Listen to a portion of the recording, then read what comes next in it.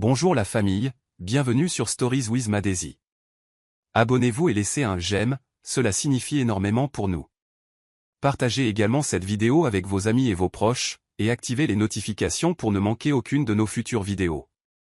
Merci de le faire. Installez-vous confortablement et détendez-vous pendant que nous plongeons dans l'histoire. Evelyn Hart pressa son pouce contre la vitre du bus et regarda la mer se fondre en un ruban bleu-gris, chaque vague se repliant sur elle-même comme une promesse à laquelle elle ne pouvait pas tout à fait se fier. Le message de l'agence brillait toujours sur son téléphone. Poste confirmé. Présentez-vous à Kane House, Cliff Road. Ce n'était pas le travail dont elle avait rêvé lorsqu'elle avait déménagé sur la côte avec 2 valises et la conviction obstinée que la vie pourrait lui faire une place. Mais les rêves n'arrêtaient pas les loyers en retard et ne faisaient pas taire les créanciers qui appelaient après minuit. C'est temporaire, chuchota TL, calmant le tremblement dans sa poitrine. Elle pensa au dernier emploi dans un café qui s'était volatilisé lors d'une restructuration et à la voix gentille mais fatiguée de son propriétaire disant « Evelyn, j'ai tenu aussi longtemps que j'ai pu. » Lorsque le bus s'arrêta dans un soupir, elle descendit dans le vent du bord de route et leva les yeux. Le manoir s'élevait au-dessus des falaises comme un vieux conte, verre, ardoise et pierres pâles cousues ensemble par et taillées avec une obéissance parfaite. Elle ajusta son manteau de friperie, carra les épaules et marcha vers le portail. L'interphone grésilla. Non. La voix était sèche, féminine, gérant une douzaine de soucis en un seul souffle. Evelyn Hart. Nouvelle embauche. Le portail s'ouvrit. Un homme en veste bleu marine soignée, nade de la sécurité, l'accueillit d'un signe de tête. La gouvernante attend. Les doigts engourdis, elle suivit un chemin de galets passant devant un bassin réfléchissant et des taupières sculptées en spirale. La porte d'entrée s'ouvrit pour révéler Madame Whitmore, une grande femme aux cheveux argentés ancrés dans un chignon si précis qu'il semblait tracé à la règle. « Vous êtes à l'heure, dit-elle, ne souriant ni ne fronçant les sourcils. Cela aidera. » À l'intérieur, les sols brillaient comme une eau calme. Une odeur de cire au citron et de romarin flottait depuis le fond. « Nous tenons une maison calme, mademoiselle Hart. » Monsieur Kane apprécie la discrétion. La fiancée, mademoiselle Ansley, apprécie la présentation. La présentation suggérée pourrait être une lame. Vous suivrez Anna à la buanderie, aiderez Clara en cuisine et assurerez le service au salon selon les besoins. Des questions? Evelyn déglutit. Juste une. Est-ce que quelqu'un dort vraiment ici? La bouche de Madame Whitmore s'inclina à peine. Quand nous le pouvons. Une horloge sonna, lointaine et coûteuse. Evelyn expira le reste de sa fierté, le reste de sa réticence, et se dit que l'humilité n'était pas la même chose que la reddition. Très bien, murmura-t-elle en lissant les plis d'un uniforme emprunté. Commençons. La visite se déroula comme une valse mesurée à travers l'opulence. Dans l'aile ouest, des peintures brillaient au-dessus des manteaux de marbre, mer déchaînée, chasse au renard, une femme en robe cramoisie dont les yeux vous suivaient dans le couloir. Acquisition familiale, dit doucement Madame Whitmore. Le goût de Monsieur Kane est moderne, mais l'histoire a une façon de s'imposer. Ils passèrent devant la bibliothèque, 2 étages de noyer et de chuchotement, où des échelles glissaient sur des rails et où le soleil s'accumulait en carrés chauds sur le tapis. Épousseté chaque semaine, ajouta Madame Whitmore. N'utilisez jamais de spray. Les reliures sont en cuir. Elles marquent facilement. Dans les cuisines, Clara Morgan, tout en tache de rousseur et en compétence inébranlable, s'essuya les mains et offrit à Evelyn un petit pain chaud. Mange tant que c'est chaud, ordonna TL. Les fours ne jugent pas. Tom Avery, le jardinier, leva la main en faisant rouler des caisses d'herbe par la porte de service. Bienvenue dans la ruche, dit-il. Nous bourdonnons jusqu'à ce que nous ne le fassions plus. Dans la buanderie, la vapeur transformait l'air en velours tandis qu'Anna Reid mesurait la lessive comme un violoniste mesure le silence. Tu es la 4e ce trimestre, murmura Anna en pliant un chemisier en soie sur du papier de soie. Ce n'est pas le travail, ma chérie, c'est la météo. Evelyn cligna des yeux. La météo? Le sourire d'Anna n'atteignit pas ses yeux. Mademoiselle Ansley. Elle change l'air. En fin d'après-midi, Evelyn pouvait le sentir. Quelque chose de tendu se faufilait à travers la beauté, un silence qui n'était pas tant de la sérénité qu'un avertissement. Les conversations du personnel s'interrompaient au milieu d'une syllabe lorsque des talons au claquaient dans le couloir. Même le verre semblait se redresser dans ses vitrines. Dans le salon, la lumière de l'après-midi filtrait sur les canapés pâles, et l'océan se penchait pour écouter à travers les fenêtres. Madame Whitmore s'arrêta au seuil. « Les règles, dit-elle. Quand mademoiselle Ansley reçoit, déplacez-vous comme si vous marchiez à l'intérieur d'une horloge. Pas d'arrêt brusque, pas de bruit, pas de renversement. » Elle regarda Evelyne comme si elle la pesait. Elle remarque les mains. « Gardez les vôtres stables. » Evelyne fléchit ses doigts derrière son dos. « Je le ferai. » Elle essaya de cartographier la maison dans son esprit, où respirer, où disparaître, et se retrouva à planer au bord du balcon devant le hall arrière. La mer projetait des fragments de lumière sur la pierre. Elle pensa au prix du bus compté jusqu'à la dernière pièce, aux nuits à arpenter la petite chambre louée tandis que le vent faisait trembler la fenêtre comme un invité agité. Temporaire, se rappela-t-elle. Derrière elle, une cloche sonna une fois. La maison inspira, se préparant. « Le service commence maintenant, » dit Anna, poussant un plateau vers elle avec un sourire complice. « Ne laisse pas la porcelaine t'intimider. » Evelyne porta le thé dans la cuisine, comptant ses respirations, une pour chaque tasse. Elle posa le plateau à côté des bouilloires en cuivre juste au moment où la porte s'ouvrit, et un parfum comme de l'acier sucré entra en premier. Victoria Ansley franchit le seuil comme si la pièce était un podium et que chaque surface avait été polie en son honneur. Le diamant à son doigt capta les lumières fluorescentes et les fractura en petites étoiles froides. Elle jeta un coup d'œil à Evelyne avec le doux intérêt qu'on réserve à une étiquette sur une boîte. Nouvelle. Le mot n'était pas une question. « Oui, mademoiselle Ansley, » dit Evelyne, baissant les yeux sans courber l'échine. Le sourire de Victoria s'aiguisa. « Vous êtes quelconque, observa-t-elle, comme si elle donnait un bulletin météo. Soignée, au moins. Madame Whitmore, celle-ci a l'air obéissante. Clara continua de remuer, le visage impassible. La réponse de Madame Whitmore fut du fer enveloppé de soie. Mademoiselle Hart est compétente. Victoria tapota un ongle manucuré sur le comptoir. Nous verrons bien. Son regard revint sur Evelyne, sans ciller. Souvenez-vous, ma chère, le service est du théâtre. Ne parlez pas à moins qu'on ne vous adresse la parole, et ne tendez jamais, au grand jamais, le bras devant un invité. Cela fait affamer. Evelyne hocha la tête une fois. Compris, mademoiselle Ansley. Bonne fille, dit Victoria, déjà ennuyée. Apportez le thé dans le petit salon. Essayez de ne pas trembler. Evelyne souleva le plateau, surprise par la façon dont ses muscles se stabilisaient sous l'instruction. Elle avait appris il y a longtemps à survivre dans des pièces qui mesuraient sa valeur au silence. Ce serait une autre pièce, une autre mesure. Alors qu'elle entrait dans le couloir, une silhouette passa, le murmure d'un costume sur mesure. La charge de l'attention fut détournée. Alexander Kane était plus grand que ne le suggérait la photographie encadrée, une présence contenue plutôt que projetée, comme si la richesse lui avait appris que la gravité n'a pas besoin de s'annoncer. Il jeta un coup d'œil vers la cuisine, ses yeux croisant brièvement ceux d'Evelyne avant que la courtoisie ne rétablisse la distance. « Madame Whitmore, dit-il, la voiture à 6 heures. » Bien sûr, monsieur, elle hocha la tête, et il continua dans le couloir. Evelyne ne réalisa qu'elle s'était arrêtée que lorsqu'Anna lui cogna le coude. « Marche, souffla Anna. « Penser est un luxe, » ajouta Clara depuis l'encadrement de la porte avec une pointe d'humour sec. Evelyne expira et avança, le plateau stable, les mots de Victoria claquant dans sa tête comme un métronome. Quelconque, obéissante, affamée.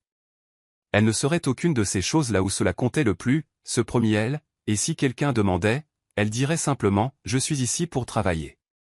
Dans le petit salon, Victoria s'était disposée sur une chaise longue comme un verdict.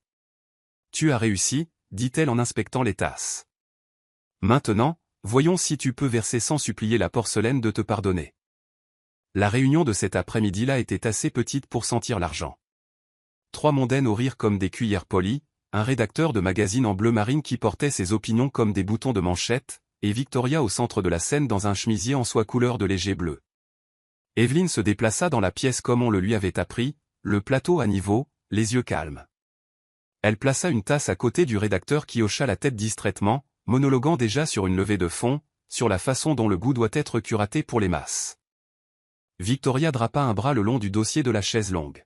« Evelyne, » appela-t-elle, étirant le nom jusqu'à ce qu'il s'affine, « cette tasse est tiède. » Evelyne vérifia la théière avec des mains calmes. Je peux la rafraîchir, mademoiselle Ansley. Le sourire qui suivit n'était pas un sourire. Ou tu pourrais m'apporter quelque chose de chaud maintenant. Alors qu'Evelyn se tournait, le coude de Victoria bascula, aussi désinvolte qu'un bâillement, et le thé éclaboussa la soucoupe jusque sur la manche d'Evelyn. Un silence doux et ravi traversa la pièce. « Oh mon Dieu, dit Victoria, la voix pleine de Marguerite. Nettoie ça ici sur le tapis, vite. Si tu t'agenouilles, tu l'atteindras mieux. » Evelyn s'abaissa, la chaleur imprégnant le coton, les joues brûlantes. Maladroite, murmura quelqu'un. Elle est nouvelle, répondit un autre, la pitié ne parvenant pas à dissimuler l'intérêt. Evelyn pressa le lin sur la tâche jusqu'à ce que l'acajou paraisse indemne. À l'embrasure de la porte de l'autre côté du hall, un reflet dans le verre s'immobilisa, Alexander, illisible, la main à son poignet, comme si le rituel pouvait absorber ce dont il était témoin. Les accidents arrivent, dit doucement Evelyn, plus au tapis qu'à quiconque. Vraiment, répliqua doucement Victoria. À certaines personnes plus qu'à d'autres. Elle se pencha en avant, les yeux brillants. Lève-toi, ma chère.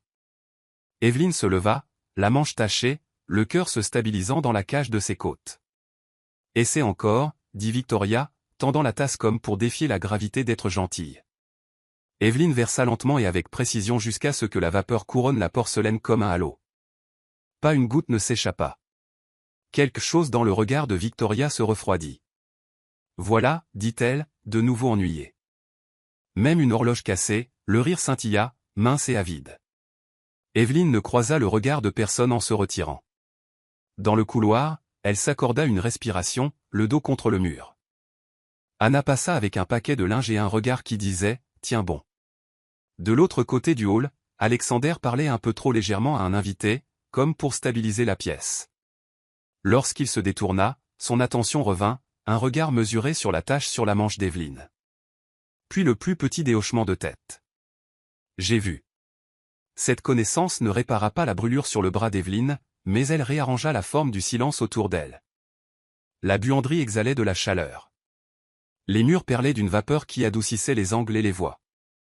Anna fit claquer des draps jusqu'à ce qu'ils flottent comme des drapeaux de reddition, puis les plia avec une précision qui frisait la révérence. « Ça va » demanda-t-elle sans lever les yeux.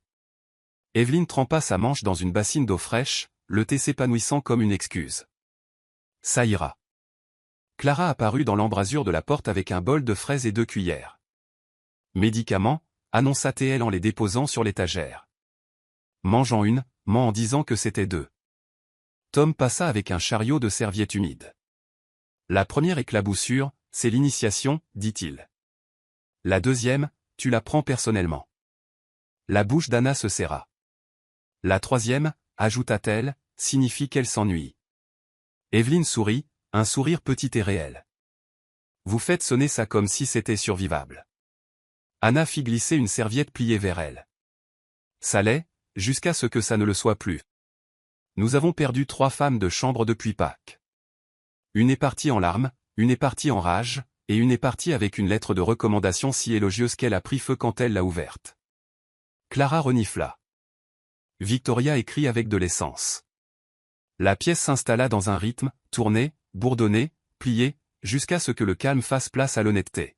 « Pourquoi restez-vous » demanda Evelyn en essorant sa manche. Anna haussa les épaules. « J'aime l'ordre. J'aime savoir quand je remets quelque chose en état. Ça reste bien fait jusqu'à ce que quelqu'un choisisse de mal faire. » Elle leva les yeux. Eta j'aime Kane, il remarque le travail bien fait. Pas toujours à voix haute, mais il le remarque. Tom s'appuya sur la poignée du chariot. Paix à l'heure, ne demande jamais de miracle, seulement de l'entretien. Honnêtement, ce serait une maison parfaite si la météo ne changeait pas si violemment. Il ne prononça pas le nom de Victoria, mais il flottait là, un parfum qu'aucune fenêtre ne pouvait tout à fait bannir. « Et toi » demanda Anna. « Pourquoi es-tu venue » Evelyn pensa aux avis de retard, à la chaleur du thé sur sa peau, à la façon dont ses mains s'étaient stabilisées quand elle en avait le plus besoin. « Parce que j'avais besoin du travail, dit-elle simplement, parce que je sais comment être petite sans disparaître. » Elle leva sa manche vers la lumière. La tache s'était adoucie en une ombre légère.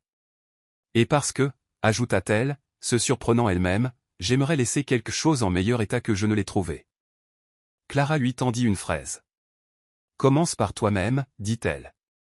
La porte cliqueta et Madame Whitmore entra, les yeux balayant la pièce.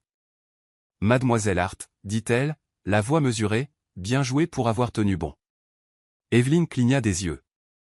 Au salon? La bouche de Madame Whitmore se réchauffa. En vous-même. Elle se tourna pour partir, puis s'arrêta. Apportez un plateau à la bibliothèque à 10 heures. Monsieur Kane travaille tard.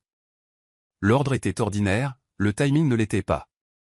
Dans la poitrine d'Evelyne, un fil se tendit au pas de la romance, pas encore, mais une attention filée aussi fine que de la soie et tout aussi forte.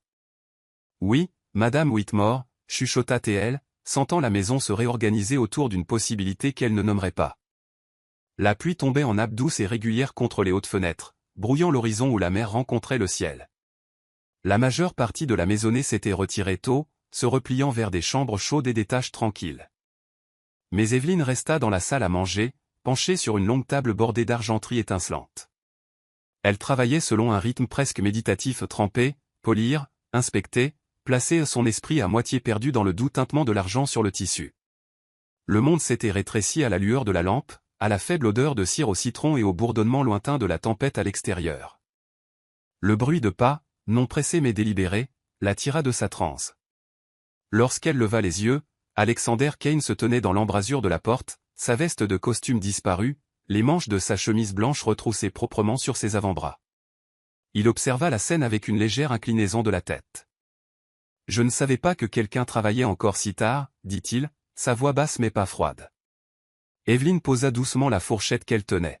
« Certaines choses sont plus faciles à faire quand la maison est calme, » répondit-elle. Ses yeux parcoururent les rangées de couverts polis, puis revinrent sur son visage. « Vous êtes minutieuse, » observa-t-il. Il n'y avait aucune dureté dans son ton, aucun interrogatoire, juste une observation, et d'une certaine manière, cela fit se redresser Evelyne sur sa chaise. « J'essaie de l'être, » dit-elle, croisant son regard sans le soutenir trop longtemps. Il fit un pas de plus dans la pièce, les mains dans les poches. La plupart des gens à votre place feraient le minimum. Vous ne semblez pas savoir faire le minimum. Ses lèvres s'incurvèrent légèrement. Je suppose que j'ai appris que cela coûte plus cher à long terme de prendre des raccourcis. Il l'étudia un moment de plus, puis jeta un coup d'œil à la table bordée d'argent. Continuez, Mademoiselle Hart. Il se tourna vers la porte, puis s'arrêta, comme si une pensée était venue sans invitation. Faites-vous souvent du pain? La question la surprit. Seulement parfois, dit-elle. Pourquoi? La cuisine sentait le pain plus tôt. Cela m'a rappelé quelque chose. Sa voix portait une note qu'elle ne pouvait situer. De la nostalgie, peut-être. Elle n'insista pas, se contentant de hocher la tête. Je verrai si je peux en faire plus demain. Pendant un instant, ses yeux se réchauffèrent. Faites ça. Et puis il fut parti, ses pas s'estompant dans le silence, laissant Evelyne avec la pluie, l'argent et une curieuse douleur qu'elle ne pouvait pas tout à fait nommer. La lumière du soleil se déversait dans le jardin alors qu'un groupe d'amis de Victoria se prélassait sous le auvent rayé, sirotant des mimosas et parlant sur ce ton paresseux et luxueux des gens qui n'ont jamais été pressés par la nécessité. Evelyne se déplaça le long du bord du rassemblement avec un plateau de boissons fraîches, gardant ses pas silencieux sur le chemin de pierre. Le son de son nom, étiré comme du caramel, attira son attention. Victoria, drapée élégamment dans une robe d'été blanche et des lunettes de soleil surdimensionnées, lui fit signe d'approcher. Evelyne, dit-elle doucement, tendant un cintre drapé d'une robe en soie émeraude. C'était un désastre au dîner hier soir. Il y a une tache juste là. Elle tapota un ongle parfaitement manucuré contre l'ourlet. Et je suis sûr que quelqu'un comme toi connaît toutes les astuces pour la faire partir. Après tout, c'est probablement la chose la plus précieuse que tu aies jamais touchée. Le cercle de femmes gloussa, l'une couvrant sa bouche dans une fausse discrétion. Evelyne accepta la robe avec un calme, oui, mademoiselle Ansley, son expression imperturbable. Depuis le balcon au-dessus, Alexander était sorti prendre l'air, sa main reposant légèrement sur la rambarde. Il capta l'éclat de la soie verte au soleil, puis la façon dont les lèvres de Victoria s'inclinaient comme une lame de couteau. Evelyne passa la robe sur son bras et se retira sans changer d'allure, laissant les rires derrière elle comme un parfum qu'elle choisissait de ne pas porter. Dans la buanderie, Anna regarda la robe et marmonna, c'est de la soie pure. Tu respires mal dessus, elle se froisse. Evelyne sourit faiblement. Alors nous retiendrons notre souffle. Pendant qu'elle travaillait, elle pouvait encore entendre le murmure bas du jardin, la cruauté désinvolte enveloppée dans des tons légers. Elle pensa à la façon dont Alexander s'était tenu à la rambarde du balcon, observant, n'intervenant pas encore, mais notant. Plus tard, lorsqu'elle rendit la robe à Victoria, elle la plaça sur une chaise sans un mot. Victoria y jeta un coup d'œil, feignant le désintérêt. « Parfait », dit-elle sur un ton qui signifiait le contraire. « Nous devons te garder dans les parages. Jusqu'à ce que nous ne le fassions plus. » Evelyne inclina seulement la tête, et pendant une fraction de seconde, elle crut capter le regard d'Alexander dans le reflet des portes vitrées, stable et illisible. Le dîner était une affaire étincelante, une longue table habillée de lin blanc, des verres en cristal captant la lumière des bougies comme des fragments d'étoiles. Evelyne se déplaçait entre les invités, son plateau parfaitement équilibré, le tintement de l'argenterie et les conversations basses se tissant ensemble en un bourdonnement continu. Elle remplissait le verre d'un invité lorsque la voix de Victoria coupa l'air comme de la soie qu'on déchire. « Oh, Evelyne, attention !» Un instant plus tard, un liquide froid éclaboussa l'uniforme d'Evelyne. Du vin rouge, vif et tachant, commença à s'étaler en une vilaine floraison. Les yeux de Victoria s'écarquillèrent dans une fausse sympathie. « Oh, mon Dieu, c'est moi qui ai fait ça ? Que je suis maladroite. Mais ne laisse pas ça t'arrêter. Continue de servir. » Evelyne pouvait sentir des yeux sur elle de toutes directions, le malaise subtil des invités qui n'oseraient pas parler. « Oui, mademoiselle Ansley, dit-elle, stabilisant le plateau et continuant sa route comme si le tissu humide et collant s'accrochant à elle n'existait pas. Alexander, assis 3 places plus loin, vit l'échange. Il n'interrompit pas, mais son regard suivit Evelyne, notant la façon dont elle ajustait sa posture pour garder la tâche hors de vue, la façon dont elle refusait de laisser ses mains trembler. Plus tard, dans la cuisine, Clara siffla, « Tu aurais dû aller te changer. » Evelyne secoua la tête. Elle m'a demandé de continuer à servir. Anna marmonna, demandé. Ordonné. Evelyne ne répondit pas, mais elle capta son reflet dans l'acier du réfrigérateur, l'uniforme souillé, les cheveux légèrement défaits par la chaleur et se rappela pourquoi elle était ici. L'argent d'abord, la fierté ensuite. Lorsque la soirée se termina, Alexander passa par la cuisine en sortant. Ses yeux glissèrent vers la tâche avant de croiser les siens. « Ça ne doit pas être confortable, dit-il doucement. »« J'ai connu pire, répondit-elle. Sa bouche s'incurva, non pas d'amusement, mais en guise de reconnaissance. « Je vous crois. » Et puis il fut parti, laissant une odeur de cèdre et quelque chose de non dit dans son sillage. Le hall d'entrée brillait sous le soleil du matin, les sols en marbre projetant la lumière vers le haut en taches douces et mouvantes. Victoria se tenait près de la porte, ses talons claquant nonchalamment contre la pierre alors qu'elle discutait avec 2 invités impeccablement vêtus. Evelyne passait par là avec un chiffon à poussière lorsque la voix de Victoria l'arrêta. « Evelyne, ces chaussures, dit-elle en levant légèrement un pied, sont dans un état lamentable. » Cirez-les. Les invités échangèrent des regards amusés alors que Victoria tendait la jambe juste assez pour forcer Evelyne à s'agenouiller. Le visage d'Evelyne resta calme alors qu'elle posait le chiffon, allait chercher la petite boîte de cirage dans le placard du haut et commençait son travail. La voix de Victoria flottait au-dessus d'elle, dégoulinante de charme. « Elle est très appliquée, n'est-ce pas ? N'est-ce pas ? Une rareté de nos jours. » L'un des invités émit un petit rire, soulignant que c'était d'autant plus rare chez une personne si jeune. Evelyne gardait les yeux rivés sur sa tâche, polissant le cuir jusqu'à ce qu'il accroche la lumière telle du verre noir. Depuis la mezzanine, Alexander s'était figé au milieu d'une marche, la main posée sur la rampe, observant la scène en contrebas. Il vit le sourire en coin qui étirait les lèvres de Victoria, l'inclinaison de sa tête alors qu'elle se délectait de ce spectacle. Lorsqu'Evelyne se releva, elle croisa le regard d'Alexander pendant une demi-seconde avant de détourner les yeux. Plus tard, dans la cuisine, Clara demanda, « Tu n'as pas eu envie de lui donner un coup de pied ?» Le sourire d'Evelyne était fatigué, mais sincère. Cela aurait signifié qu'elle avait gagné. Anna marmonna quelque chose à propos de la patience et des jeux de longue haleine avant de retourner à son repassage. À l'étage, la conversation d'Alexander avec un investisseur en visite se poursuivait comme si de rien n'était. Mais dans son esprit, l'image d'Evelyne agenouillée sous cette lumière vive et froide refusait de s'effacer. Il était minuit passé lorsqu'Evelyne se retrouva dans la cuisine, les manches retroussées jusqu'aux coudes, les mains poudrées de farine. Les fours rougeoyaient doucement, projetant une lumière dorée sur les murs carrelés. Elle façonnait la pâte en rondettes lorsque Clara apparut dans l'encadrement de la porte, se frottant les yeux. « Tu ne t'arrêtes jamais, hein ?» Evelyne sourit faiblement. Certaines habitudes sont difficiles à perdre. Elle glissa les plaques dans le four, et l'odeur de levure et de romarin commença à embaumer l'air. Quelques minutes plus tard, une ombre franchit le seuil. Alexander, veste tombée, cravate desserrée, visage impénétrable. Clara murmura qu'elle devait vérifier le garde-manger et s'éclipsa, les laissant seuls. « Vous ne trouviez pas le sommeil ?» demanda Evelyne sans lever les yeux. « Je travaillais tard », répondit-il en s'appuyant contre le comptoir. Piquée de curiosité, elle lui jeta un coup d'œil. Sur du pain. Le coin de sa bouche se souleva légèrement. Sur la personne qui le cuit à 1h du matin. Elle haussa les épaules, se concentrant sur le badigeonnage des petits pains avec du beurre. Ça me rappelle la maison, et ça rend le matin plus facile pour tout le monde. Son regard s'adoucit presque imperceptiblement. Peu de gens ici pensent de cette façon. Elle posa les plaques sur la grille de refroidissement, l'odeur était plus riche maintenant, réconfortante.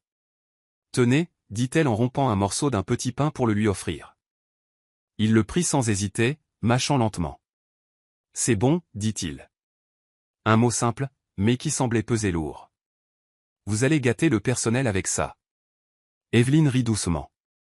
Je pense qu'il mérite d'être gâté de temps en temps.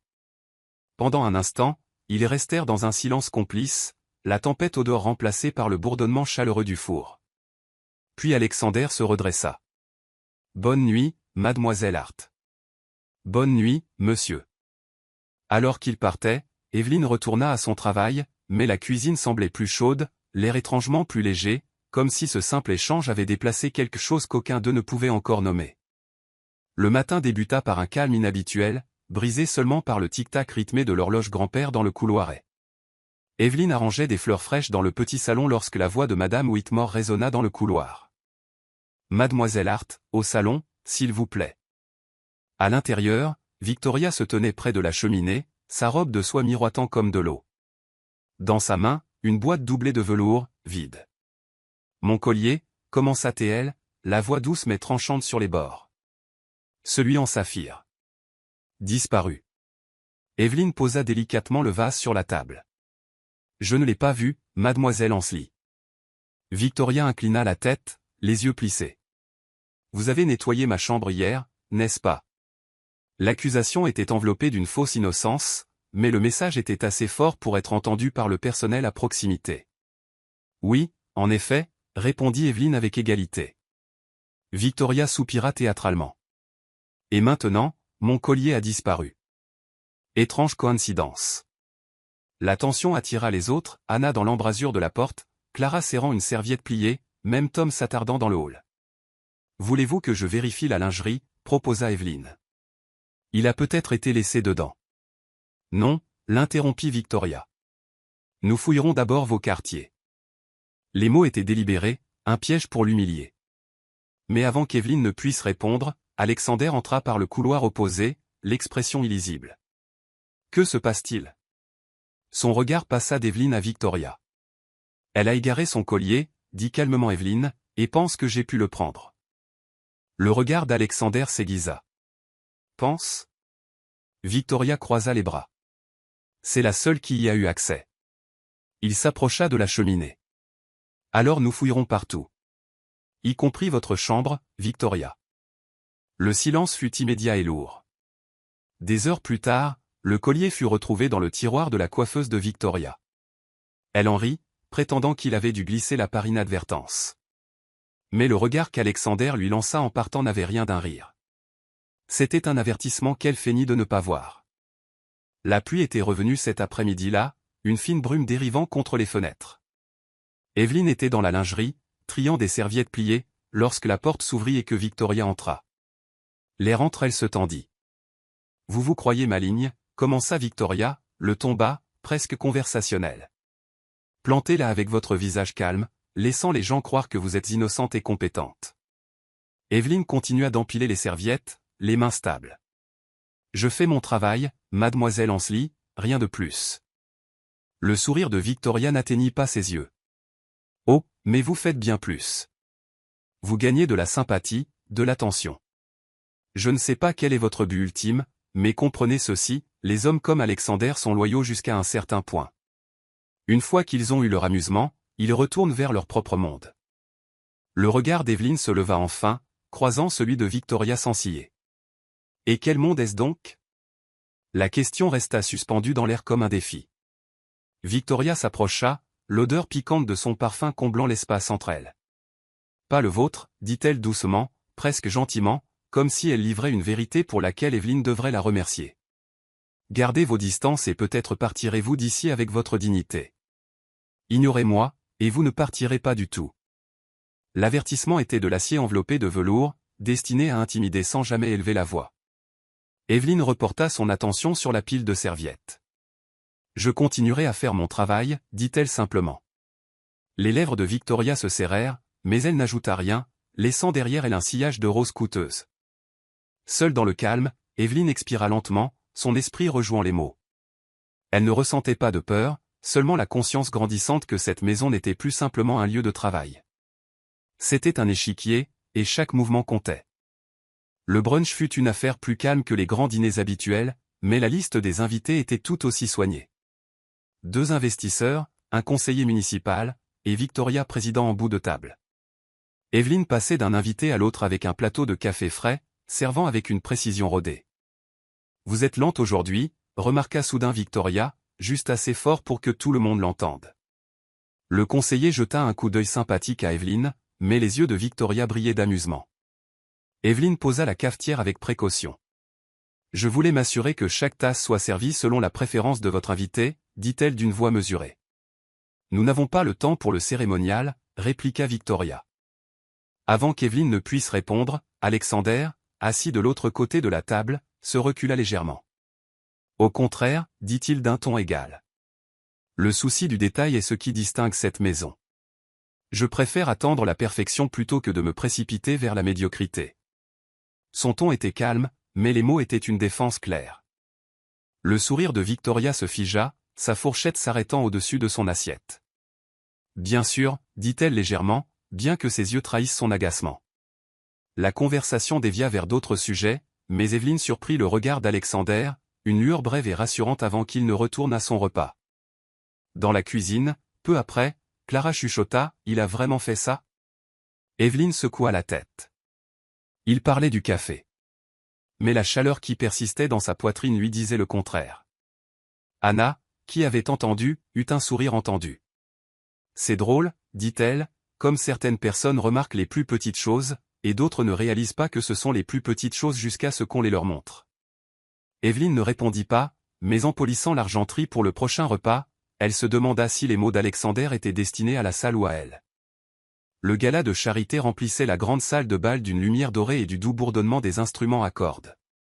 Les invités en robes scintillantes et smokings impeccables dérivaient de conversation en conversation, verre à la main. Evelyn avait été assignée à la supervision de la musique, s'assurant que le quatuor jouait sans accroc. Elle ajustait un pied de micro près de la scène lorsqu'Alexander s'approcha, une coupe de champagne à la main. « Tout se passe bien ?» demanda-t-il, le ton décontracté, mais le regard inquisiteur. « Jusqu'ici, oui » répondit-elle en jetant un coup d'œil au musicien. « Bien » dit-il, puis après une pause, « dansez avec moi. » La demande la surprit. « Je travaille » lui rappela-t-elle. « Juste une » insista-t-il en lui tendant la main.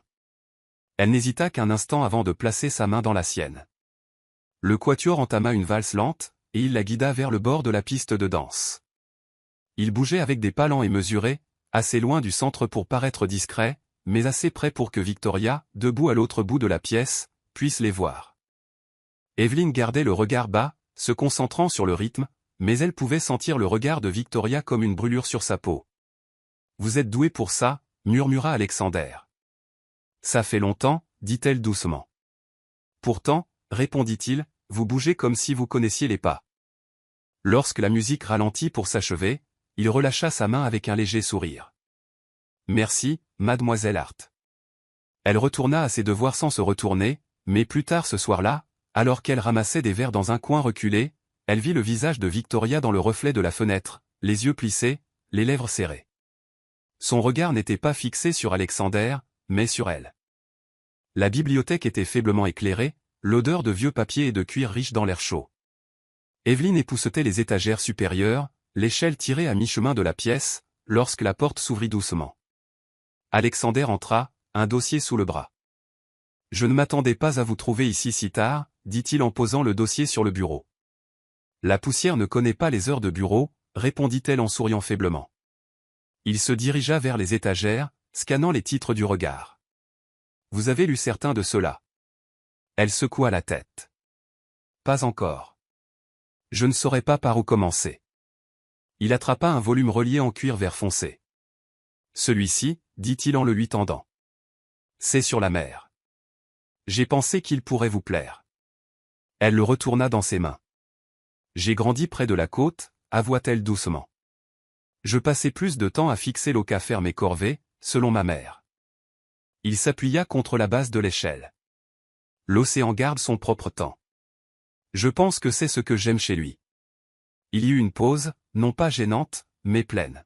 « Pourquoi avez-vous choisi ce travail ?» demanda-t-il. Elle réfléchit à sa réponse. « Parce qu'il était là. Et parce que parfois, la seule façon d'avancer est de faire un pas de côté pendant un moment. » Ses yeux rencontrèrent les siens, quelque chose de tacite passant entre eux. « Un pas de côté » répéta-t-il doucement, comme s'il pesait le mot. « Peut-être que le côté n'est pas si mal. » Ils restèrent ainsi un moment, deux personnes dans une pièce tapissée d'histoires, sachant tous deux que la leur ne faisait que commencer à s'écrire. Lorsqu'elle se remit finalement à son époussetage, elle réalisa que ses mains étaient plus stables qu'elles ne l'avaient été de toute la semaine. Le déjeuner se tenait sur la terrasse sur le toit d'un hôtel huppé de la ville, le genre d'endroit où les nappes blanches semblaient intouchées par le vent et où l'argenterie accrochait le soleil juste sous le bon angle. Evelyn avait été emmenée pour servir, se déplaçant silencieusement entre les tables où les conversations dansaient entre galas de charité et potins politiques. Victoria était en bout de table, encadrée par une ligne d'horizon de verre et d'acier. Elle leva les yeux alors qu'Evelyn plaçait une assiette de fruits de mer délicatement dressée devant elle. « Oh là là !» dit Victoria d'un ton juste assez fort pour que tout le monde entende. « Regardez ses mains, si pratiques. » Un murmure de rire poli suivit parmi les autres femmes assises à proximité. « J'imagine que cela doit être dur de les garder présentables avec tout ce récurage et ce polissage, » continua Victoria, feignant une sympathie presque maternelle. Evelyn garda un visage neutre, ajustant les couverts sans relever le commentaire. « Bien sûr, Alexander ne voit jamais d'inconvénient à un peu de rugosité, n'est-ce pas ?» ajouta Victoria, laissant cette fois ses yeux s'attarder sur lui. De l'autre côté de la table, l'expression d'Alexander se durcit presque imperceptiblement, mais il ne dit rien pour l'instant. Une des femmes tenta de changer de sujet, commentant les arrangements floraux, mais l'attention de Victoria restait fixée sur Evelyn, comme un chat jouant avec une souris acculée. Evelyn leva enfin les yeux, le regard calme. « Les mains pratiques sont utiles, mademoiselle Ansley. Elles permettent d'accomplir les choses. » La table se figea un instant, la brise soulevant les bords des serviettes. Alexander se recula dans sa chaise, sa voix lisse mais tranchante. « Et certaines personnes connaissent la valeur du travail, même si d'autres l'oublient. » Le message atterrit clairement, bien que son ton restât décontracté. Victoria sourit de façon crispée, reportant son attention sur son vin. Evelyn passa à la table suivante, le pas régulier, mais elle pouvait sentir le poids des non-dits la suivre comme une ombre. La journée commença par une lourdeur menaçante dans le ciel, celle qui presse contre les fenêtres comme un avertissement. Evelyn aidait Tom dans le jardin, couvrant les plantes délicates avec des bâches protectrices avant que la pluie n'arrive. Les premières gouttes commencèrent à tomber juste au moment où elle tirait la dernière bâche sur une rangée d'orchidées en pot. La bruine se transforma rapidement en averse, trempant son uniforme en quelques secondes. Elle rassemblait les bords de la bâche, la fixant avec un nœud, lorsque le bruit de pas précipité approcha. Alexander apparut à travers la brume, tenant un grand parapluie noir au-dessus de sa tête. « Vous allez ruiner ces vêtements » cria-t-il. « Ils sécheront » répondit-elle en secouant l'eau de ses manches. Il s'approcha, inclinant le parapluie pour la couvrir. « Rentrez avant d'attraper la mort. » Sa voix portait plus d'urgence que la météo seule ne pouvait le justifier. À contre-cœur, Evelyn se laissa guider vers l'entrée latérale. Le chemin était glissant, la pluie martelant le tissu du parapluie dans un rugissement constant. « Vous n'étiez pas obligé de sortir » dit-elle en marchant. Vous non plus, répliqua Théil en jetant un coup d'œil à ses chaussures trempées. Elle eut un petit sourire. Les plantes ne peuvent pas se couvrir toutes seules. Il gloussa doucement, le son presque perdu dans la pluie. Au moment où ils atteignirent la porte de la cuisine, ses cheveux collaient à ses joues, et l'odeur de la terre mouillée s'accrochait à eux deux. Clara leva les yeux du comptoir, les sourcils haussés. « Qu'est-ce qui vous est arrivé à tous les deux ?» La météo, dit simplement Alexander en passant le parapluie à Nat qui venait d'apparaître pour le prendre. Ses yeux s'attardèrent sur Evelyne un instant avant qu'il ne se tourne pour partir, ses pas résonnant dans le couloir. Elle resta debout dans la cuisine, essorant l'eau de ses cheveux, se sentant étrangement chaude malgré le froid qui pénétrait ses os. Le déjeuner des investisseurs était prévu dans la salle à manger principale, un espace plus petit mais plus intime où chaque détail était destiné à impressionner.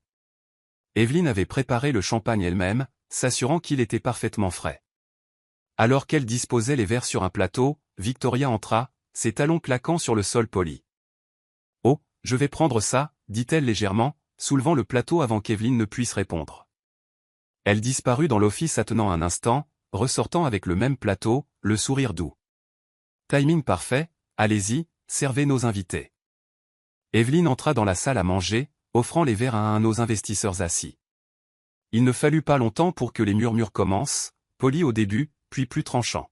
« C'est chaud », remarqua un homme en regardant son verre. La voix de Victoria coupa l'air depuis l'autre bout de la table. « Oh, mon Dieu ! Evelyne, comment avez-vous pu servir du champagne à la mauvaise température ? C'est un détail que tout le monde connaît. » Tous les yeux se tournèrent vers elle. L'esprit d'Evelyne revint à l'instant dans l'office. « J'ai rafraîchi les bouteilles moi-même, mademoiselle Ansley, dit-elle d'un ton égal. Peut-être la glace. Les excuses sont malvenues, l'interrompit Victoria doucement, les lèvres courbées.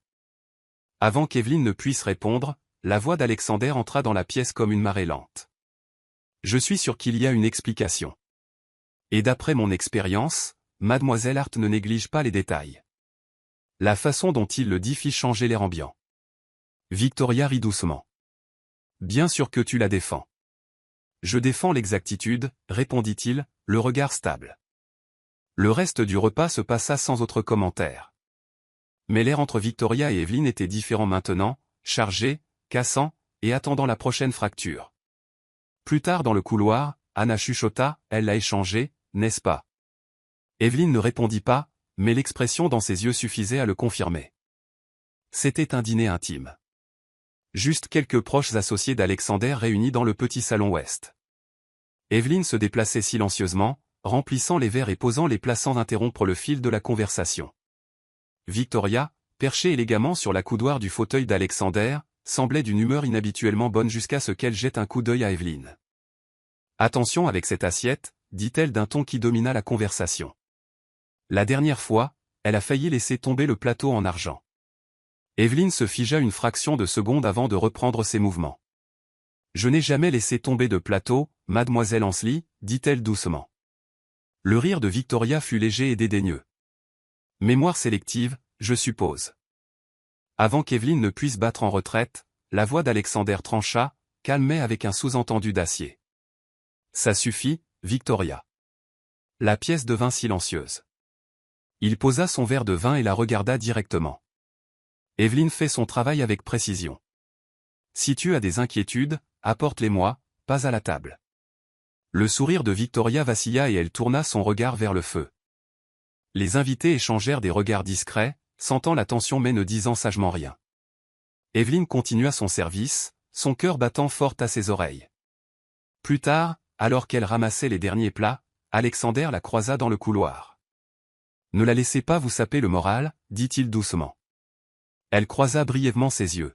« J'essaie de ne pas le faire. » Il fit un petit signe de tête. « Bien, continuez comme ça. » C'était la première fois qu'il la défendait ouvertement devant les autres, et l'effet persista longtemps après que les assiettes furent lavées et que le feu dans le salon se fut éteint. Les jours passèrent dans une sorte d'équilibre fragile. Evelyne et Alexander se croisaient, souvent de brefs échanges dans les couloirs. Un regard partagé dans la cuisine quand elle lui tendait une note du bureau, un commentaire en passant sur la météo qui portait plus de poids qu'il ne l'aurait dû. Un après-midi, elle arrangeait des fleurs fraîches dans l'entrée lorsqu'il entra, ajustant ses boutons de manchette.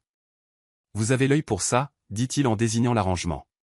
Pour les fleurs, demanda-t-elle, souriant faiblement. Pour l'équilibre, répondit-il, son regard s'attardant juste un instant de trop. Elle baissa les yeux, se concentrant sur le vase. Tout est dans l'endroit où l'on place les choses. Le moment s'étira, silencieux mais non vide. Un klaxon de voiture retentit faiblement depuis l'allée, brisant le charme. Votre voiture est là, dit-elle en reculant. En effet, murmura-t-il, regardant vers la porte, mais ne bougeant pas, prenez soin de vous, mademoiselle Hart. Et vous, monsieur, répondit-elle, les mots semblant étrangement personnels dans le calme. Lorsqu'il partit, l'odeur de son eau de Cologne revint vers elle, se mêlant au parfum des roses. Elle resta là un moment encore, les mains posées sur la table polie, consciente de la compréhension tacite qui grandissait entre eux, une conscience qu'aucun n'avait nommée mais que tous deux pouvaient sentir. Et quelque part dans la maison, les yeux de Victoria étaient sur eux, perçants et inflexibles. La lumière de l'après-midi traversait les fenêtres du bureau, s'étirant sur le bureau en acajou où Evelyne avait été envoyée pour livrer un ensemble de documents. Alexander était assis, feuilletant des pages, le front plissé, ses manches soigneusement retroussées au coude.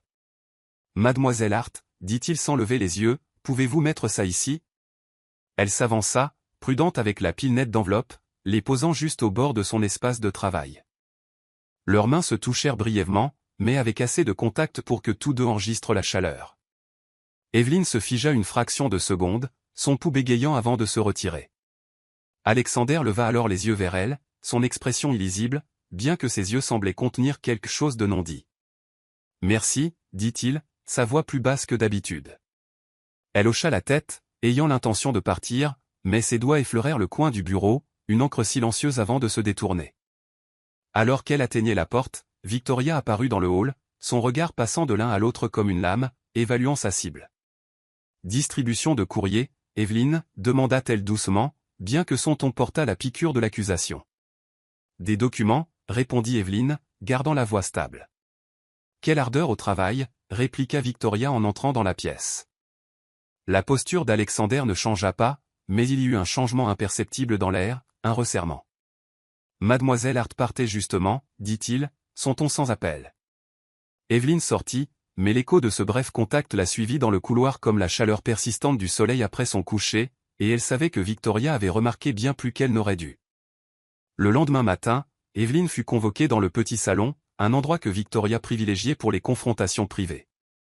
Les rideaux étaient tirés, tamisant la lumière, et l'air sentait faiblement le parfum que Victoria portait toujours lorsqu'elle voulait dominer un espace. « Fermez la porte, dit Victoria, le ton sec. Evelyne obéit. « Je vais être claire, commença Victoria, debout près de la cheminée, les bras croisés. J'ai vu la façon dont vous rôdez près d'Alexander. Je connais votre genre, calme, patiente, attendant une opportunité. » Evelyne resta debout, les mains jointes devant elle. « Je ne rôde pas, mademoiselle Ansley, je travaille ici. C'est tout. » Le rire de Victoria fut tranchant, dénué d'humour. « Travailler ici. Est-ce ainsi que vous appelez le fait de s'attarder dans les bureaux et les salles à manger ?» Comme par hasard, dans son champ de vision. La voix d'Evelyne resta égale. « Si vous croyez que je dépasse les bornes, parlez-en à Monsieur Kane. C'est lui qui assigne mes tâches. » Victoria s'approcha, ses talons claquant doucement contre le tapis. « Ne jouez pas l'innocente. Vous pouvez tromper le personnel avec votre sang-froid, mais vous ne me tromperez pas. Si vous essayez de vous mettre entre nous, vous le regretterez. » Pendant un instant, elles restèrent dans le silence, la tension presque physique. Evelyne dit finalement, « Je n'ai aucun intérêt à prendre ce qui n'est pas à moi. » « Tout finit par appartenir à quelqu'un, répliqua Victoria, si l'on est assez ambitieux. » Evelyne ne s'y pas, mais elle quitta la pièce avec la certitude que l'hostilité qui existait auparavant s'était transformée en quelque chose de bien plus personnel et dangereux. Le manoir Kane avait accueilli d'innombrables dîners, mais celui-ci portait un sens accru de la performance. La liste des invités ressemblait au bottin mondain de la ville, politiciens, financiers et figures culturelles assis sous la lueur des lustres en cristal. Evelyne se déplaçait dans la salle à manger avec une efficacité silencieuse, remplissant les verres et ajustant les couverts sans s'imposer. Victoria resplendissait dans une robe pourpre profond, son rire traversant la table comme le tintement du verre taillé. Pourtant, ses yeux suivaient les mouvements d'Evelyne avec une attention presque prédatrice. Le moment vint lorsqu'Evelyne servit du champagne à l'autre bout de la table. Tiède, remarqua un invité légèrement, faisant tourner le liquide doré dans son verre. Avant qu'Evelyne ne puisse répondre, la voix de Victoria trancha l'air. Je l'avais prévenue à ce sujet, elle n'écoute pas toujours. Les conversations des invités bégayèrent en pause gênée. Evelyne inclina légèrement la tête. Je peux apporter une bouteille fraîche. Faites donc, dit Victoria, son sourire mince et satisfait. Mais avant qu'Evelyne ne puisse s'éloigner, Alexander posa son verre avec un soin délibéré. Ce ne sera pas nécessaire. Sa voix était calme, mais le changement de ton attira tous les regards. La température est parfaite, et j'apprécierais qu'aucun membre de mon personnel ne soit critiqué devant mes invités. Une onde de malaise traversa la pièce. Le sourire de Victoria se crispa davantage, mais elle leva son verre et ne dit plus rien. Evelyne termina le service en silence, consciente que l'équilibre dans la pièce avait changé, et que le prochain coup ne viendrait pas de Victoria seule. Le dernier plat avait été débarrassé lorsqu'Alexander se leva, sa présence commandant l'attention sans avoir besoin d'élever la voix. Il posa une main légère sur le dossier de sa chaise, son regard balayant la table avant de se fixer sur Victoria. Il y a une ligne entre la plaisanterie et l'irrespect, dit-il, la voix stable mais bordée de quelque chose de plus froid que l'acier. Evelyne a enduré plus que sa part de ce dernier dans cette maison. Cela s'arrête ce soir. La déclaration tomba dans le silence comme une pierre dans l'eau calme, envoyant des ondes sur chaque visage à la table. Les yeux de Victoria brillèrent, mais son sourire resta. « Chérie, tu réagis de manière excessive. »« Non, » l'interrompit-il, le ton final. « J'établis un standard. À partir de ce moment, Mademoiselle Hart n'est plus femme de chambre, elle est la gouvernante de la maison. » La salle expira dans un murmure collectif. Evelyne se figea là où elle se tenait près du buffet, les mots s'enfonçant lentement. Le verre de Victoria tinta faiblement contre la table alors qu'elle le posait. « Quelle générosité de ta part, dit-elle, la voix mielleuse mais cassante. »« Ce n'est pas de la générosité, répondit Alexander, c'est mérité. » Il regarda Evelyne alors, et pendant un instant fugace, quelque chose de chaud passa entre eux qui n'avait rien à voir avec les titres ou les rôles. Le reste de la soirée se déroula sous une civilité tendue, mais le poids de l'annonce persistait. Au moment où le dernier invité fut parti, la maisonnée savait que la configuration du terrain avait changé, et que la position de Victoria était bien moins sûre qu'elle ne l'avait été une heure plus tôt. La lumière du matin filtrait à travers les hautes fenêtres de la salle du petit-déjeuner, projetant de longues ombres sur le sol poli. Le personnel se déplaçait avec une énergie feutrée, jetant des coups d'œil vers Evelyne comme si elle avait été drapée d'un changement invisible mais indéniable. Anna fut la première à rompre le silence. « Félicitations », murmura-t-elle alors qu'elle se croisait dans le couloir, un sourire sincère dans les yeux. Clara lui tapota simplement l'épaule, aucun mot n'était nécessaire.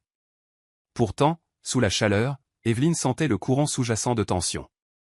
L'absence de Victoria au petit-déjeuner était aussi bruyante que n'importe quelle parole. Dans la cuisine, Nat glissa tranquillement une enveloppe sur le comptoir. « Nouveau bureau à l'étage, dit-il. Les ordres d'Alexander. » Plus tard, alors qu'Evelyne déballait des registres et des plannings dans la petite pièce ensoleillée qui lui était désormais désignée, Alexander apparut à l'embrasure de la porte. « Vous vous installez » demanda-t-il. « J'essaie » répondit-elle en levant les yeux du bureau. Il entra, son regard scannant brièvement l'espace. « Vous avez mérité ça » dit-il simplement. « Ne laissez personne vous convaincre du contraire. » Elle hésita, puis demanda, même si cela cause. « Des frictions » Sa bouche se courba en quelque chose qui n'était pas tout à fait un sourire. « La friction polit les bords, Mademoiselle Hart. » Laissez faire. Il partit aussi calmement qu'il était venu, mais les mots restèrent, l'ancrant au milieu de la tempête inévitable. Au bout du couloir, la voix de Victoria s'éleva brusquement lors d'un appel téléphonique, et Evelyne sut que le calme entre les batailles ne durerait pas longtemps. L'appel eut lieu tard dans la soirée, mené dans le bureau privé d'Alexander avec la porte mi-close. Evelyne, passant par là pour aller à la réserve, ne saisit que des fragments, sa voix basse, mesurée, mais sans sa douceur habituelle lorsqu'il s'adressait à Victoria. « Ça ne marche pas, dit-il, les mots délibérés. Nous ne sommes pas les mêmes personnes que nous prétendions être. » Il y eut une pause, puis le ton plus tranchant de Victoria revint à travers l'embrasure. « Tu nous jettes pour elle. » Il n'éleva pas la voix, mais la fermeté de sa réponse était indubitable. Je mets fin à cela parce que je ne construis pas ma vie sur le ressentiment. Evelyne passa son chemin avant de pouvoir en entendre plus, ses pas résonnant dans le hall. Elle ne s'attarda pas. Elle ne le voulait pas. Certaines vérités étaient trop lourdes à porter avant d'être prêtes à être déposées. Au matin, les circuits de potins de la ville avaient déjà commencé à bourdonner. Une déclaration non confirmée du bureau d'Alexander laissait entendre une décision mutuelle de se séparer, mais l'absence du vernis habituel des relations publiques rendait la nouvelle plus tranchante. Le personnel du manoir gardait la tête basse, accomplissant ses devoirs avec l'efficacité silencieuse de gens essayant de ne pas déranger un air à vif. Anna trouva Evelyne dans l'office, réarrangeant des bocaux qui n'avaient pas besoin de l'être. « C'est en train d'arriver, n'est-ce pas » demanda-t-elle doucement. Evelyne ne répondit pas d'abord, puis hocha la tête une fois. « Ce n'est pas ma place de... » « Non » l'interrompit Anna. « Mais c'est ta tempête aussi. » Evelyne ferma la porte du placard et retourna à sa liste, bien qu'elle pût sentir l'air dans la maison changer, un équilibre se rompre et se réinitialiser tout à la fois. Le premier signe fut le gros titre étalé dans les tabloïds du matin. Victoria Ansley s'exprime. Il le regrettera. L'article la citait mot pour mot, ses paroles mordantes, suggérant une trahison et se peignant elle-même comme une victime de manipulation. À la mi-journée, elle apparut dans un talk show en direct, le décor poli du plateau contrastant avec l'émotion dentelée dans sa voix. « Je me suis dévouée à lui, à sa maison », dit-elle à l'animateur. « Et puis, eh bien, vous avez vu les photographies. Vous avez entendu les murmures. » L'animateur se pencha en avant. « Vous faites référence à Evelyn Hart ?» Le sourire de Victoria montrait toutes ses dents. Elle est infiltrée depuis des mois. Intelligente, discrète. Mais je vois clair à travers les gens comme ça. Au manoir, le téléphone d'Alexander vibrait de messages d'associés le prévenant des dégâts en cours. Evelyne entendit Clara marmonner à Nat dans la cuisine, « Ça va devenir moche. » Ce soir-là, Alexander s'adressa brièvement au personnel dans la salle à manger. « Ignorez le bruit, dit-il. Cela passera. » Son regard trouva celui d'Evelyne, la stabilisant même alors qu'elle luttait contre le poids d'être au centre d'une tempête qu'elle n'avait pas choisie. À l'étage, elle pouvait entendre le faible son d'une télévision venant d'une des chambres du personnel, la voix de Victoria portant même à travers les murs, rappelle que sa fureur n'était pas confinée aux interviews. Elle se déversait dans chaque coin qu'elle pouvait atteindre. Les photographies apparurent sans prévenir. Des clichés lumineux et candides d'Alexander et Evelyne marchant le long de la scène. Elle portait un manteau bleu marine, les cheveux tirés en arrière, tenant un sac en papier de pâtisserie. Il marchait à côté d'elle, une main dans sa poche, l'autre effleurant la sienne de cette manière décontractée qui rendait pourtant l'image intime. Un pont s'arquait derrière eux, la lumière douce mettant leur profil en relief. La légende disait, de la domesticité au cœur, le nouveau chapitre de Cain. En quelques heures, les images dominèrent les fils d'actualité. Evelyne était assise au petit bureau de son office lorsque Clara frappa, tenant son téléphone. « Tu es devenue internationale », dit-elle avec un mélange de crainte et d'avertissement. Evelyne posa lentement son stylo. « Je n'ai pas demandé ça », murmura-t-elle. « Personne ne le demande jamais », répondit Clara. À Paris, la journée avait semblé simple, un café le matin dans un endroit calme, une promenade le long de la rivière pendant qu'Alexander soulignait de petits détails architecturaux, un rire facile qui ne semblait pas mis en scène. Elle n'avait pas remarqué le clic discret d'un appareil photo ou l'ombre de quelqu'un les suivant à distance. Maintenant, ces moments privés avaient été transformés en un récit public qu'elle ne pouvait contrôler. Alexander entra dans son bureau plus tard, téléphone en main. « C'est sorti », dit-il simplement. Elle hocha la tête. « Je sais. » Il posa sa main sur le bord de son bureau. « Nous ne faisons rien. Laissons la vérité s'installer. » Elle croisa ses yeux, cherchant une quelconque lueur de doute, et n'en trouva aucune. Pourtant, elle comprenait qu'à partir d'ici, chaque pas serait surveillé, chaque silence interprété. Le gala était déjà lancé lorsqu'ils arrivèrent, le grand hall vivant de la lueur des lustres et du bourdonnement des conversations. Evelyne restait près d'Alexander, non plus en tant que membre du personnel cette fois, mais comme son invité, un changement qui semblait étrange jusqu'aux os, comme entrer dans un rôle pour lequel elle n'avait pas auditionné. La soirée se déroulait sans accroc jusqu'à ce que la voix tranchante et familière ne coupe à travers la foule. « Eh bien, dit Victoria, émergeant d'un groupe d'invités, vous ne perdez certainement pas de temps. » Sa robe scintillait sous les lumières, son sourire du genre à pouvoir couper du verre. Victoria salua Alexander, le ton mesuré. Profitez de la soirée. Elle l'ignora, tournant son attention vers Evelyne. Dites-moi, est-ce que ça fait du bien? De prendre ce qui est à moi. Evelyne ne sia pas, je n'ai rien pris. Les gens ne sont pas des possessions. Les invités alentour se décalèrent, mal à l'aise, leur masque poli se fissurant sous la tension. Le rire de Victoria retentit, cassant. Oh, que c'est noble. Alexander s'avança, se plaçant entre elles. Ça suffit, dit-il, la voix calme mais finale. Nous partons. Il guida Evelyne vers la sortie, les murmures de la foule les suivant comme un bruissement de soie. Dehors, l'air frais de la nuit frappa ses joues, l'ancrant au sol. Je peux la gérer, dit Evelyne doucement alors qu'il descendait les marches. Vous ne devriez pas avoir à le faire, répondit Alexander. Son ton ne laissait aucune place à la discussion, et pour la première fois, elle se permit de croire qu'il le pensait vraiment. Pas juste pour cette nuit, mais pour tout ce qui viendrait ensuite. Les jours qui suivirent semblèrent plus légers, bien que le monde hors des grilles du manoir portât encore son bruit.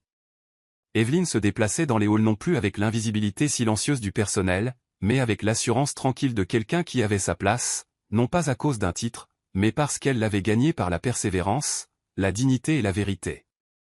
Le bureau à l'étage était le sien pour de bon, bien que ses tâches aient évolué vers la gestion des opérations plus larges. Anna la taquinait sur le fait de devenir corporate, tandis que Clara lui apportait du thé l'après-midi comme pour lui rappeler qu'elle faisait toujours partie du cœur de la maison. La présence d'Alexander était constante mais sans pression, une encre stable dans le tourbillon des changements. Un soir, alors que le soleil plongeait bas sur les falaises, ils se tenaient ensemble sur le balcon extérieur de la bibliothèque. La mer s'étendait infiniment devant eux, l'air frais et teinté de sel. Quand vous êtes venu ici, dit Alexander, avez-vous jamais imaginé cela? Evelyne sourit faiblement. Quand je suis venu ici, j'imaginais partir dès que je le pourrais. Rester n'a jamais été le plan.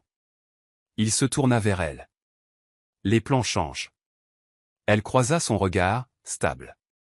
Seulement si on les laisse faire. En contrebas, les vagues se brisaient contre les rochers, un rythme aussi vieux que le monde.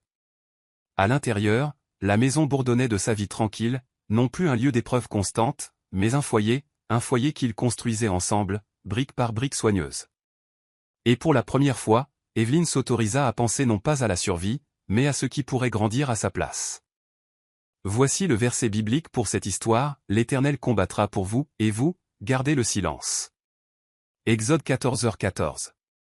Cela reflète la dignité tranquille d'Evelyne à travers les épreuves. Elle n'a pas riposté violemment, mais sa patience et son intégrité sont devenues sa plus grande défense. Morale de l'histoire, la vraie force n'est pas toujours bruyante ou énergique. Parfois, elle se trouve dans la persévérance calme, le respect de soi silencieux, et le refus d'être diminué par la cruauté. L'intégrité ne gagne peut-être pas chaque bataille rapidement, mais elle gagne la guerre de manière durable, méritant la confiance, le respect et l'amour là où la manipulation et la malveillance échouent. C'est la fin de l'histoire. Qu'avez-vous appris de ce récit? Laissez vos pensées dans la section commentaires. Laissez un j'aime, et n'oubliez pas de vous abonner et d'activer les notifications pour être averti dès que nous sortons nos prochaines vidéos. Partagez aussi cette vidéo avec quelqu'un qui pourrait être intéressé. Merci beaucoup d'avoir regardé.